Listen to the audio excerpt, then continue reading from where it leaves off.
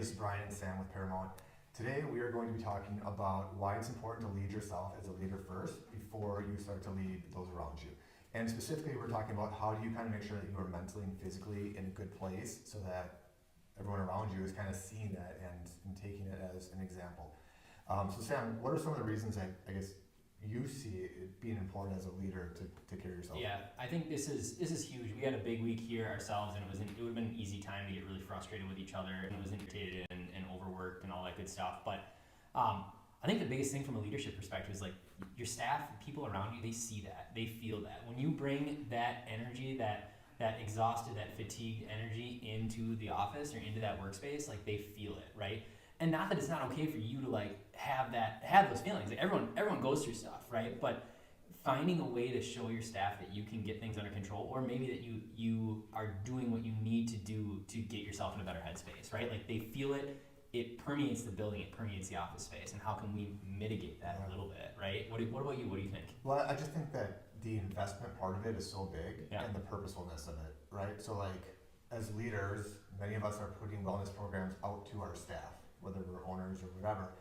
And how are we supposed to expect them to buy into this and see value in it if we're not really doing it ourselves? Yeah. Right? So it starts top down, whether it's something small or big, but they're always paying attention to it. Yeah. I think for me personally, because I'm me, like I know how I function when I'm not taking care of myself, mentally and physically. I'm just a piece of crap. You know, I'm just not. I'm not at my best, and that goes through with everything I do, how I interact with people, the decisions I make, how efficient I am throughout my day, and then that trickles into my family and stuff like that too. So it's just such an important part for me to make sure that I am taking care of myself, number one, and then letting that trickle down to everyone around me. Yeah, for sure. And I think one of the things that we stress so much in any healthy workplace is accountability, right? Positive accountability. And if you're not holding yourself accountable to those standards and people seeing that, how do you expect them to follow and hold themselves accountable to anything in their personal life or in their work life, right? So it really it comes down to showing them that we're practicing what we preach in that respect. Yeah.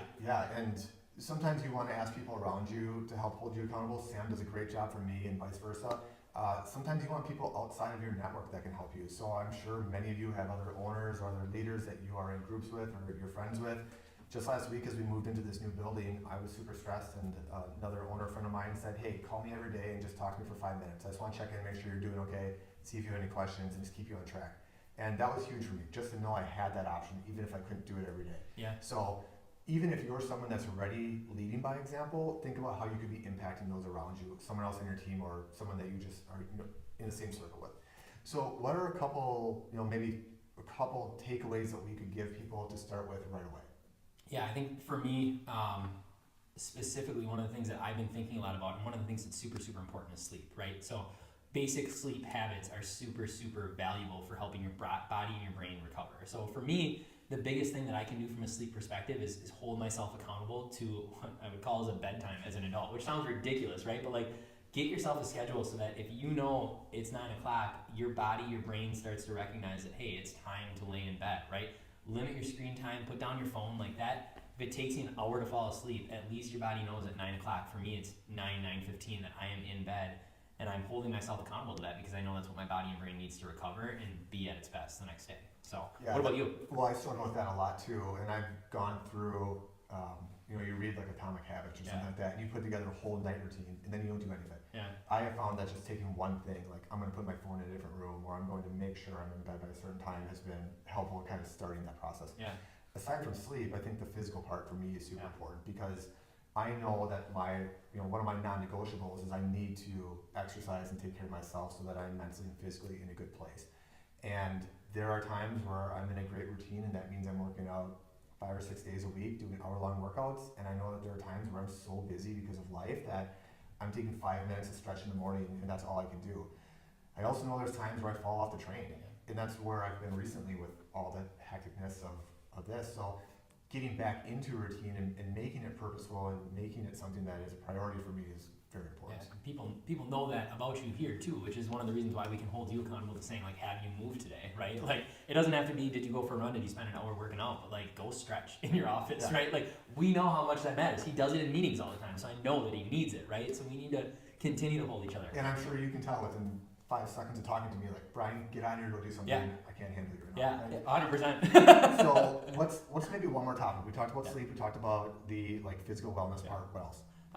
The last one for me, and I think it's probably the most important thing that I do throughout my day, is gathering yourself, centering yourself. So in those moments where you're feeling overworked, overwhelmed, stressed, whatever it might be, instead of keeping your foot on the gas, take your foot off the gas, leave the room, take a deep breath, like give yourself some mental clarity. So whatever that mental performance is for you, for me, it's removing myself from a stressful situation briefly and then taking a few big deep breaths and coming back to the conversation. That's where I feel most centered, like I can manage myself again and I can help manage those around me as well. Yeah, it doesn't have to be like a 30-minute meditation. No. I mean, some people love stuff like that. Some people just need to step into their office in between meetings and take a couple deep breaths. But the people around you, whether it's you're in a meeting with, potential clients or you're with your staff, they notice. And there's a big difference when you are frazzled and trying to present something to people and when you are calm and collective and in a good headspace. So it's important in the short term, and it just continues to add up throughout the day if you're not taking that time to prioritize yourself. Yeah. So I think we want to challenge everyone that's watching, like pick something, whether it's something that we just talked about today, one of those big three heavy hitters that we talked about, or it's something that's important to you in your life. Make one small change, right? Make one small positive change in a direction that helps you kind of center yourself and lead yourself in a different way, right? So put it in the comments if you guys have anything that you want to share with us. Like, let us know what works for you. We're always looking for that. I'm constantly reading about what I can do to better myself, probably too much, right? But sometimes you just need that insight from other people, like what could you do that would work based on your schedule and whatnot. So challenge yourself, one takeaway from today, start doing it and hold yourself accountable and consistent to it.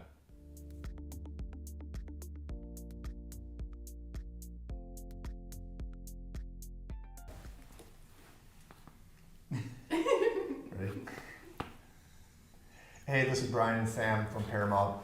A leader. Hold on, we gotta stop. I was laughing the whole time. It's not the vibe. It's just not the vibe.